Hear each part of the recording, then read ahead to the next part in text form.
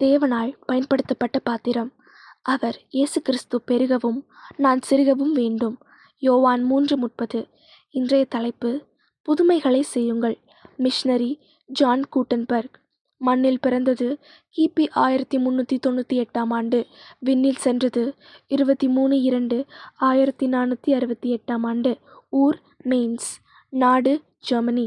தரிசன பூமி ஜெர்மனி. 15ஆம் நூற்றாண்டு சரித்திரம் பல சாதனைகள் நிகழ்ந்த ஆண்டுகளை உள்ளடக்கியது.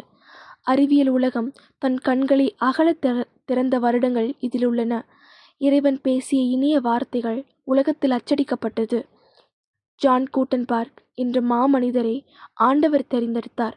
சாதிக்க வேண்டும் என்ற துணிவும் செயலில் பொறுமையும் விவேகமும் கொண்டவர் இவர். உலகிற்கு ஓர் உன்னத கொடையை வழங்க திட்டமிட்டார். இரவு முழுவதும் கண் விழித்தார். தூக்கத்தை தூரத்தில் விரட்டினார். சிந்தனைகளை சிதறவிடாமல் ஒருமுகப்படுத்தினார். தோல் சுருளில் எழுதிய வேதாகமத்தை கொண்டு ஆண்டவரிடம் பேசினார். அற்புதமான ஆலோசனையை பெற்றார். ஆம், அச்சுக்கலையை உலகிற்கு அறிமுகப்படுத்தினார்.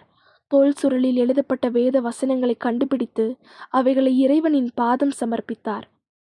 மக்கள் ஒவ்வொருவரும் இவ்வேதாகமத்தை பெற்றிட வேண்டும் என்று தனியா தாகம் கொண்டார். இவரின் கடின உழைப்பும் தரிசன பார்வையும் காண்போரை கவர்ந்தெழுத்தன. பணப்பற்றாக்குறை அவரை பரிகாசம் செய்தது. ஏழ்மை மறுபுறம் இகழ்ந்தது.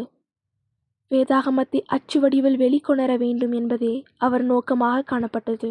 மரத்துண்டுகளால் எழுத்துக்களை உருவாக்கினார். காலங்கள் நகர்ந்தன. உலோக எழுத்துக்களை உருவாக்கினார். வேத புத்தகத்தின் பக்கங்களை அச்சில் ஏற்றினார்.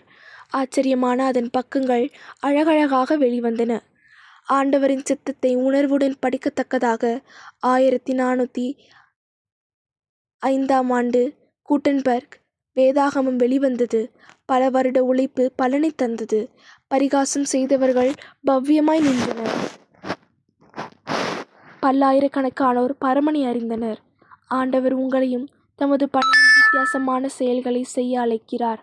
உங்களின் அர்ப்பணிப்பு உலகம் போற்றும் பல பணிகளை செய்யவும் அரும்பெரும் காரியங்களை சாதிக்கவும் வழிவகுக்கும். இது உண்மையன்றோ? அன்பரே, கிறிஸ்து உங்களில் செயல்படும்போது சாதனைகள் மலரும் அல்லவா? வாழ்விலிருந்து வாழ்வுக்கு.